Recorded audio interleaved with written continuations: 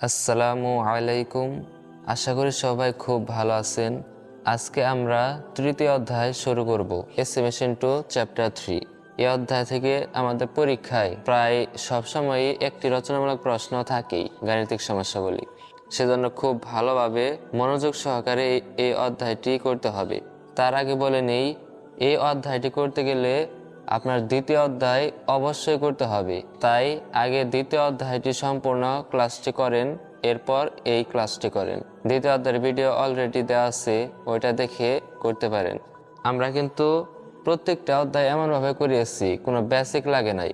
শুধুমাত্র সূত্রের সাহায্যে অল্প সময়ে এবং সহজ পদ্ধতিতে কিভাবে করতে হয় সেটাই আমি কিন্তু আপনাদের দেখিয়েছি।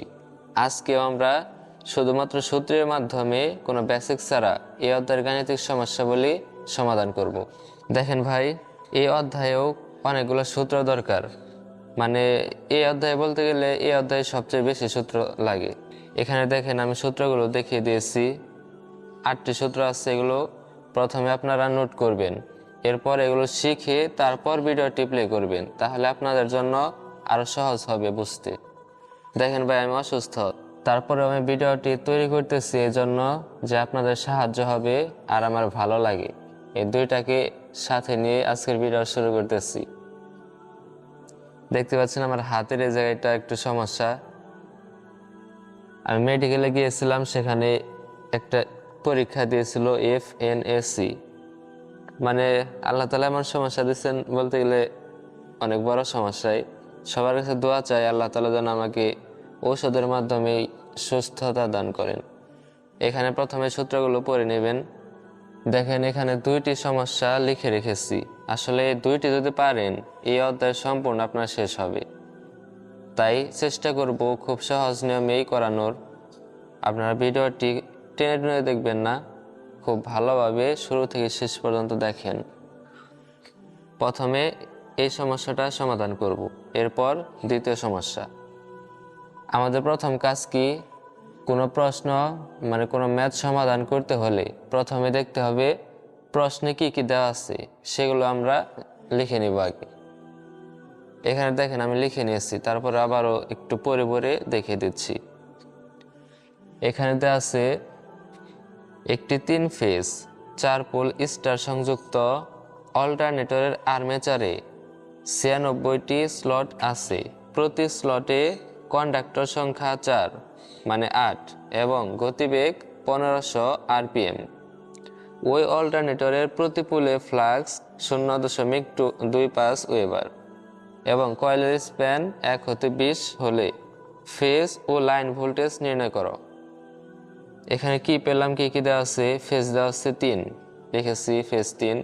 এরপর 4টা পোল দেওয়া আছে, সেটাও লিখলাম। আর্মেচারে স্লট সংখ্যা বা খাস সংখ্যা দেওয়া আছে, কয়টা, 96টা লিখেছি। আবার প্রতি স্লটে কন্ডাক্টর সংখ্যা 8টা দেওয়া আছে, সেটাও লিখেছি। এরপর গতিবেগ দেওয়া আছে 1500, গতিবেগ 1500 লিখেছি। এবং দেওয়া আছে ফ্লাক্সও লিখেছি। এবং কয়েল স্প্যান এটা কিন্তু লাগবেই। এটা দ্বিতীয় অধ্যায় না পারলে এটা পারবেন না, তাই দ্বিতীয় অধ্যায় অবশ্যই করে নেন এটা। এরপর কি, ফেজ ও লাইন ভোল্টেজ নির্ণয় করো। তাহলে আমাদের টার্গেট থাকলো ফেজ এবং লাইন ভোল্টেজ নির্ণয় করা। কি কি দেওয়া আছে সেটা লেখার পর আমাদের কাজ কি হবে, যা বের করতে বলেছে সেটা লেখা, সেটা সূত্রটা লেখা, নোট করা। আমি এই পেজে সূত্রটা নোট করব। কি পেয়েছে, ফেজ ভোল্টেজ এবং লাইন ভোল্টেজ।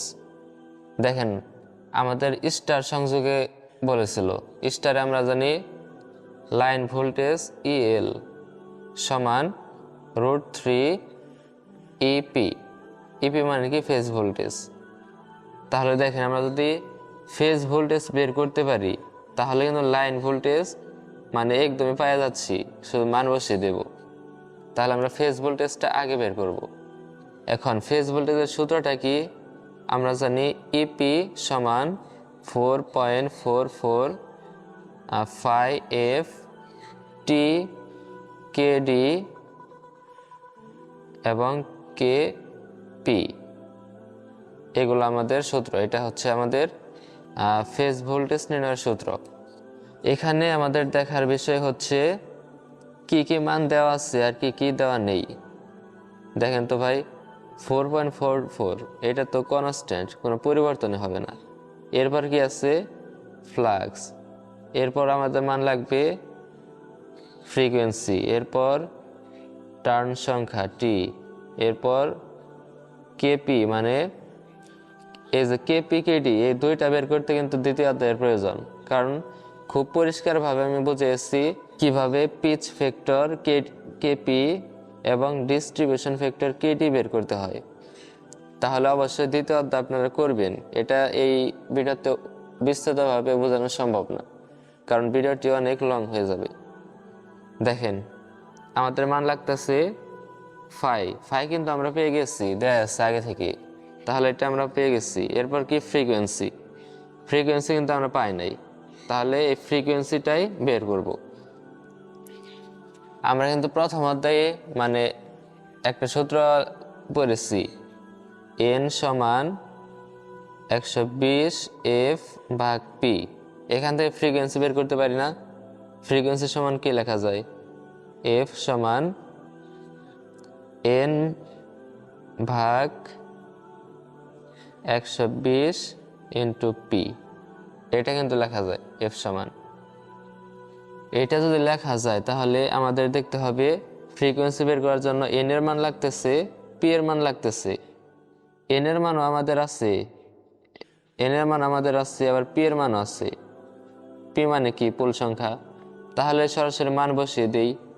n এর মান কত 1500 rpm এবং p এর মান কত, p এর মান হচ্ছে 4, বসালাম।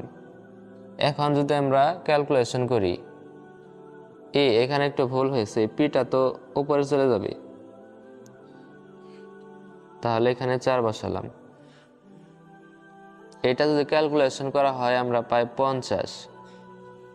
তাহলে কি পাইলাম, ফ্রিকোয়েন্সি f সমান 50 হার্টজ। এরপর আমাদের টার্গেট কি ছিল দেখেন তো, এটা আমরা পেয়েছি। এরপর হচ্ছে টি এর মান বের করা, তাই না? টি এর মান কিভাবে বের করব আমরা এখন, তাহলে টি এর সূত্রটা নোট করি। দেখেন টি সমান আমরা কি জানি, টি সমান আমরা জানি জেড ভাগ 2। তাহলে এখানে কি এর মান আবার লাগতেছে জেড এর মান, ওই জেড এর মানটা বাহির কইরা এই জায়গায় বসালে টি এর মান পাইতেছি। তাহলে আগে জেড বের করি। দেখেন এখানে প্রতি স্লটে কন্ডাক্টর সংখ্যা দেওয়া আছে, এটা আসলে জেড না, প্রতি স্লটে কন্ডাক্টর সংখ্যা দেওয়া আছে। এখন আমরা জেড বের করব। জেড বের করার সূত্রটা কি, জেড সমান, আপনাদের হয়তো ওটার মধ্যে জেড বের করার সূত্রটি লিখে নাই। জেড বের করার সূত্রটি হচ্ছে মানে খাস বা স্লট সংখ্যা, মানে দ্বিতীয় অধ্যায় করিয়েছি সেজন্য এই জায়গায় লেখা হয় নাই। তাহলে খাস বা স্লট সংখ্যা কত 96 গুণ গুণ হচ্ছে প্রতি স্লটে কন্ডাক্টর সংখ্যা, এখানে কত 8 দিলাম 8। এরপর নিচে ভাগ হচ্ছে ফেজ সংখ্যা, কয় ফেজ 3 ফেজ, দিলাম 3। এটা ক্যালকুলেশন করে আমরা মান কত পাবো, মান পাবো 256। তাহলে জেড পেলাম, টি পাবো না এখন, অতএব টি সমান কত জেড ভাগ 2, জেড ভাগ 2, জেড হচ্ছে 256 ভাগ 2, কত পেলাম 128। টি এর মানও পেয়ে গেলাম। এরপর আমাদের কি ছিল, টি এর মান আমরা পেয়েছি। এরপর কেপি এবং কেডি, এটা এখন কেপি বের করতে হবে। কেপি বের করতে আমরা কেপির সূত্র কি জানি, কেপি মানে পিচ ফ্যাক্টর কজ আলফা ভাগ 2, এটা হচ্ছে কেপির সূত্র। এখানে যদি আমরা আলফার মানটা পেয়ে যাই ওইটা বসিয়ে দিই, তাই কিন্তু কেপি পাবো। তাহলে আমাদের এখন লক্ষ্য হচ্ছে আলফা এর মান বের করা। আলফা বের করতে সূত্র হচ্ছে পুল পিচ মাইনাস কয়েল স্প্যান ভাগ পুল পিচ। গুণ হচ্ছে 180 ডিগ্রি। এটা হচ্ছে আমাদের আলফা বের করার সূত্র। এখন আলফা বের করতে আমাদের কি কি লাগে? পুল পিচ লাগে, কয়েল স্প্যান লাগে। এই দুইটা এখন আমাদের বের করতে হবে। পুল পিচের সূত্র আমরা দ্বিতীয় অধ্যায় পড়েছি। পুল পিচের সূত্র হচ্ছে, এখানে লিখি দেখেন, এই পাশে লিখি,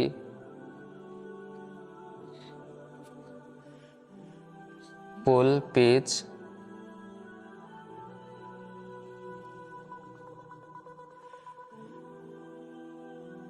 খাঁজ বা স্লট সংখ্যা, নিচে হচ্ছে পুল সংখ্যা ইন্টু ফেজ সংখ্যা। তাহলে মান বসাই। আমাদের খাঁজ বা স্লট সংখ্যা কত ছিল? 96। এরপর পুল সংখ্যা কত দেওয়া আছে? 4। এরপর ফেজ সংখ্যা কত? 3। তাহলে শেষ ক্যালকুলেশন করে আমাদের কি হয়? 8 হয়। পুল পেজ আমরা 8 পেলাম। এরপর কি লাগবে? Coil span. লিখি কয়েল স্প্যান। কয়েল স্প্যান হচ্ছে শেষ খাঁজ সংখ্যা মাইনাস প্রথম খাঁজ সংখ্যা। এই প্রশ্নটাতে একটু খেয়াল করেন, এখানে কয়েল স্প্যান 1 হতে 20 দেওয়া আছে, তার মানে এটা হচ্ছে শেষ খাঁজ সংখ্যা আর এটা হচ্ছে প্রথম খাঁজ সংখ্যা। তাহলে আমাদের এই শেষ খাঁজ সংখ্যা থেকে প্রথম খাঁজ সংখ্যা বিয়োগ করতে হবে, তাহলে কয়েল স্প্যান পেয়ে যাব। বিয়োগ করি, 20 বিয়োগ 1 কত হলো? 19। তাহলে পুল পিচ পেলাম, কয়েল স্প্যানও পেলাম। আমাদের দরকার কি ছিল? পুল পিচ কয়েল স্প্যান। তাহলে সরাসরি এখন আমরা লিখি আলফা সমান পুল পিচ হচ্ছে 8 মাইনাস কয়েল স্প্যান কত? 19/8। দুঃখিত, আমার আবার একটু ভুল হয়েছে। এখানে পুল পিচ যে বের করেছি, এখানে ফেজ আমি 3 ধরেছি, কিন্তু আমরা যে ফেজ ভোল্টেজ বের করব সেটা হচ্ছে এক ফেজের জন্য। যেহেতু এক ফেজের জন্য বের করব, সেজন্য ফেজ সংখ্যা আমাদের 1 হবে এই জায়গায়। আর যদি 1 হয় তাহলে আমাদের মানের পরিবর্তন হবে। এখানে কত হবে? 24 হবে। তার মানে আমাদের এই জায়গায় 24 মাইনাস 19/24, এটা। এখানে গুণ আছে 180 ডিগ্রি। এটা যদি আমরা করি তাহলে মান পাই 37.5 ডিগ্রি। আলফা পেলাম। তাহলে কেপি সমান পাবো না? অর্থাৎ কেপি সমান কি সূত্র? কজ আলফা ভাগ 2। তাহলে কজ আলফার মান ভাগ 2, এটার মান আসে 0.95। এখানে আমরা কেপিও পেয়েছি। এখন কি? কেডি বের করতে হবে। কেডি সমান আমরা জানি distribution factor sine n beta ভাগ 2 n সাইন বিটা ভাগ 2। এখানে দেখেন, কেডি বের করতে গেলে আমাদের n এর মানও লাগতেছে, বিটার মানও লাগতেছে। এর n মানে কি? n মানে পুল পিচ, আর বিটা আমাদের বার করতে হবে। পুল পিচ আমরা কি পেয়েছিলাম? এটা এক ফেজের ক্ষেত্রে যখন আমরা কেপি বের করব তখন এক ফেজ ধরব, কিন্তু যখন কেডি বের করব তখন ফেজের কাজ আছে। তখন পুল পিচ সমান হবে পুল পিচ n সমান খাঁজ বা স্লট পুল সংখ্যা গুণ ফেজ সংখ্যা, এটা হবে। আমাদের খাঁজ বা স্লট আসলো 96, এরপর পুল আসলো 4, ফেজ আসলো 3। এখন আমরা কি পেয়েছিলাম? 8 পেয়েছিলাম। আবারও বলে দিচ্ছি, কেডি বের করার সময় ফেজ হবে 3, কিন্তু কেপি বের করার সময় 1 হবে, মানে ফেজের দরকার নেই। n এর মান পেলাম। এখন বিটার মান, বিটা সমান আবার কি? বিটা সমান আমরা জানি 180 ডিগ্রি ভাগ খাজ সংখ্যা ভাগ পোল সংখ্যা।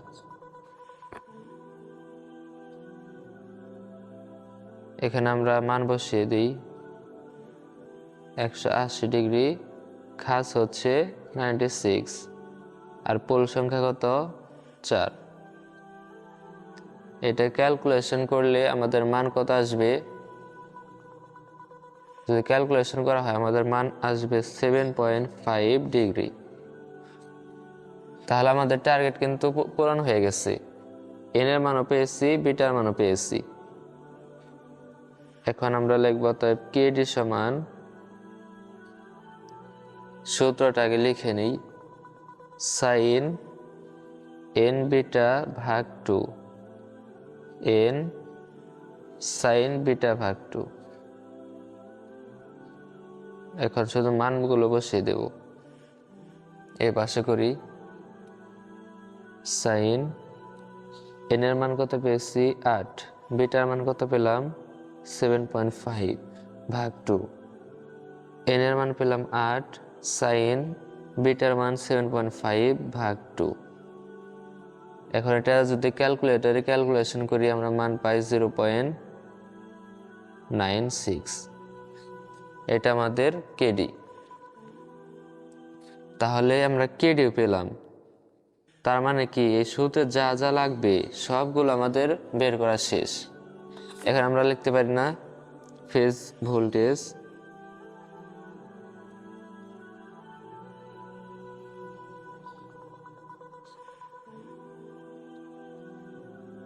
ইপি সমান 4.44 পাই এফ টি কেপি কেডি। মান বসাই 4.44। ফায়ার মান কি ছিল? ফায়ার মান ছিল 0.25, ফ্রিকোয়েন্সি 50, টি বের হয়েছিল 128। এরপর কেপি এবং কেডি, কেপি কত বের হয়েছিল? 0.95, আর কেডি কি বের হয়েছে? 0.96। এটা ক্যালকুলেটরের মাধ্যমে করলে আমাদের মান আসে 6478.85 ভোল্ট। এটা আমাদের একটা অ্যান্সার। এরপর কি বলেছে? Line voltage. Line voltage El সমান √3 ইপি। তাহলে √3 ইন্টু ইপি মান বসিয়ে দিই। এটা ক্যালকুলেশন করলে হয় 11221.697। এটাই হচ্ছে আমাদের অ্যান্সার। এখন আমি এই 2 নাম্বার সমস্যাটি সমাধান করব। দেখি এখানে কি বলা হয়েছে। একটি 3 ফেজ স্টার সংযুক্ত অল্টারনেটরের 4টি পোলে খাজের সংখ্যা 96, গতিবেগ 1500 আরপিএম, প্রতি পোলে ফ্লাক্স 0.06 ওয়েবার, কয়েল স্প্যান এত, প্রতি কয়েলের প্যাচের সংখ্যা এত, পূর্ণ কয়েল ও ল্যাপ ওয়াইন্ডিং হলে ফেজ ও লাইন ভোল্টেজ কত? এখানে একটা খেয়াল করার বিষয়, পূর্ণ কয়েল ও ল্যাপ ওয়াইন্ডিং এটা কিন্তু আগেরটাই ছিল না। আপনারা কি করবেন? এটার দিকে তাকাবেনই না, এগুলার কোনো কাজ নাই। মনে রাখবেন এগুলার কোনো কাজ নাই। তাহলে কি কি দেওয়া আছে সেটাকে লিখে নিই। এখানে আমি পুরো অঙ্কটি করে রেখেছি যাতে সময় কম লাগে। এখানে যা যা দেওয়া আছে সেগুলো লিখে রেখেছি, আপনারা লিখবেন। প্রশ্নটিতে কি বের করতে বলেছে? ফেজ ভোল্টেজ এবং লাইন ভোল্টেজ। তাহলে আমরা জানি স্টারের ক্ষেত্রে লাইন ভোল্টেজ সমান √3 ফেজ ভোল্টেজ। এখন ফেজ ভোল্টেজ যদি বের করতে পারি, সেটার মান যদি এখানে বসিয়ে দেই তাহলে লাইন ভোল্টেজ পাবো। তার মানে ফেজ ভোল্টেজ আমাদের বের করা লাগবে। এখন আমাদের প্রথম কাজ কি? এই ফেজ ভোল্টেজের সূত্রটা নোট করা। দেখেন এখানে আমি নোট করেছিলাম ফেজ ভোল্টেজ ইপি সমান 4.44 টি কেডিকেপি। এখানে কি কি লাগতেছে? ফাই লাগতেছে, এফ লাগতেছে, টি, কেডি এবং কেপি। তাহলে দেখি ফাই কি দেওয়া আছে? এখানে দেওয়া আছে, তার মানে এটা আমরা বের করে ফেললাম। এরপর ফ্রিকোয়েন্সি কিন্তু দেওয়া নেই, তার মানে এটা আমাদের বের করতে হবে। ফ্রিকোয়েন্সি বের করতে হলে দেখেন আমরা এন সমান 120 এফ ভাগ পি এই সূত্রটি জানি। এখান থেকে আমরা এফ এর মান বের করতে পারি। তাহলে এফ সমান কত হবে? পি এন ভাগ 120। এখানে পি হচ্ছে পোল সংখ্যা 4 আমরা পেয়েছি। এন হচ্ছে 1500 আরপিএম, এটাও পেয়েছি। বসিয়ে দিলে আমরা 50 হার্টজ পাই। তাহলে আমাদের এফ এর মানও পেয়ে গেলাম। এরপর কি দেখব? টি বের করতে হলে টি এর সূত্রটা আগে লিখব, পরে দেখব যে কোনো মান লাগে কিনা। টি সমান আমরা জানি জেড ভাগ 2। এখানে জেড এর মান কিন্তু দেওয়া নেই, তার মানে এটা আমাদের বের করতে হবে। জেড সমান খাস গুণ প্রতি স্লটে কন্ডাক্টর সংখ্যা অথবা প্রতি কয়েলের প্যাচ সংখ্যা। এখানে প্যাচ সংখ্যা দেওয়া আছে, সেজন্য প্যাচ সংখ্যা বসালাম। এবং যেহেতু আমরা এটা একটা কন্ডাক্টরের ক্ষেত্রে বের করব, এক পরিবাহের ক্ষেত্রে মানে এক ফেজের ক্ষেত্রে, সেজন্য আমরা যেহেতু 3 ফেজ আছে 3 দ্বারা ভাগ করলাম। তাহলে আমরা কি পেলাম? 512। এখন প্রতি ফেজে টার্ন সংখ্যা টি সমান জেড ভাগ 2। জেড যা পাইছি সেটা বসাই দিচ্ছি, 256 পেলাম।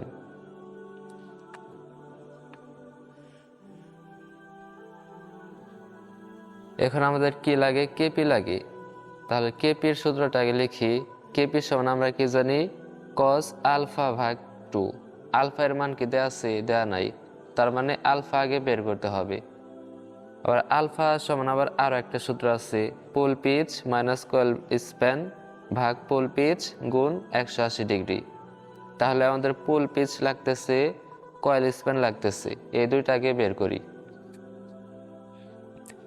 এখানে পোল পিচ সমান খাস ভাগ পোল সংখ্যা, নিচে গুণ ফেজ সংখ্যা ছিল, কিন্তু আমরা বলেছিলাম যে পোল পিচ বের করার ক্ষেত্রে ফেজ সংখ্যা সবসময় 1 থাকে, মানে একটি ফেজের ক্ষেত্রে 1 লেখার কোনো দরকারই নাই। তাহলে 96 হচ্ছে খাস সংখ্যা ভাগ হচ্ছে পোল সংখ্যা, 24 পেলাম। কয়েল স্প্যানের সূত্র হচ্ছে শেষ খাস সংখ্যা মাইনাস প্রথম খাস সংখ্যা। আমাদের প্রশ্ন কি ছিল? প্রথম 1 আসছিল, শেষ 20 আসছিল, সেটা লিখেছি, শেষ মাইনাস প্রথম। কত পেলাম? 19 পেলাম। এখন আলফা বের করতে হলে আমাদের পোল পিচ আর কয়েল স্প্যানের দরকার ছিল, দুইটা আমরা বের করেছি। এখন আলফা শুধু মান বসিয়ে দেই, pole pitch minus coil span ভাগ পোল পিচ গুণ 180 ডিগ্রি। ক্যালকুলেশন করলে আমরা এই মানটা পাই। তাহলে পিচ ফ্যাক্টর কেপি সমান আমরা সূত্রটা আগে লিখেছি কস আলফা ভাগ 2। আলফার মান যা ছিল তাই বসিয়েছি, ক্যালকুলেশন করার পর 0.95 পেলাম। এখন আমাদের একটি মানে প্রয়োজন, সবগুলো তো পেলাম, কেডির মান প্রয়োজন। কেডির সমান আমরা কি জানি? সাইন এন বিটা ভাগ 2, এন সাইন বিটা ভাগ 2। বইতে দেখবেন এম দেওয়া আছে, আসলে এটা কিছু না, আপনি যেটা দিয়ে করবেন সেটাই লিখবেন। এন হচ্ছে পোল সংখ্যা। তাহলে আমাদের টার্গেট দুইটা, এন বের করা, বিটা বের করা। এখানে দেখেন ডিস্ট্রিবিউশন ফ্যাক্টর কেডি বের করার ক্ষেত্রে পোল পিচ এন সমান খাস সংখ্যা ভাগ পোল সংখ্যা গুণ ফেজ সংখ্যা। এটা কিন্তু 3 ফেজের ক্ষেত্রে হবে, সেজন্য আমি 3 দিয়েছি, পেলাম কত? 8। আর বিটার সূত্র কি? 180 ডিগ্রি ভাগ খাস ভাগ পোল। 180 দিলাম, খাস 96, পোল হচ্ছে 4, পেলাম কত? 7.5। যেহেতু এন এবং বিটার মানে আমাদের দরকার ছিল, সেজন্য আমরা দুইটা পেয়েছি। কেডি সমান লিখতে পারি সাইন এন বিটা ভাগ 2, এন সাইন বিটা ভাগ 2। এখন মানগুলো বসিয়ে দিয়ে ক্যালকুলেশন করলে এই মানটা পাই। তাহলে আমাদের যা যা লাগছে সব আমরা পেয়েছি। এখন লিখতে পারি না ফেজ ভোল্টেজ 4 0.4455 টি কেপি কেডি। এখানে ফায়ের মান বসাই দিয়েছি, এরপর এফ এর মান বসাইছি, এরপর টি এর মান বসিয়ে দিলাম, এরপর কেপি এবং কেডি ক্যালকুলেশন করলে আমরা এই মানটা পেয়েছি। এখন আবার কি চেয়েছিল লাইন ভোল্টেজ স্টারের ক্ষেত্রে। স্টারের লাইন ভোল্টেজ সমান √3 ফেজ ভোল্টেজ। √3 রাখলাম, ফেজ ভোল্টেজের মান যা পেয়েছিলাম বসালাম, ক্যালকুলেশন করলে আমাদের এই মানটা হয়। তাহলে এই দুইটা হচ্ছে আমাদের অ্যান্সার। এখন বিভিন্ন ক্ষেত্রে ফ্লাক্সের মান মিলি ওয়েবারে থাকবে। মিলি থেকে আমাদের ওয়েবারে নিতে হবে। মিলি থেকে ওয়েবারে নিতে 10⁻³ দ্বারা গুণ করতে হবে। অনেক সময় লাইন্স থাকবে, লাইন্স থেকে ওয়েবারে নিতে 10⁻8 দ্বারা গুণ করতে হবে এই মানের সাথে, তাহলে ওয়েবার হবে। আশা করি বুঝতে পেরেছেন।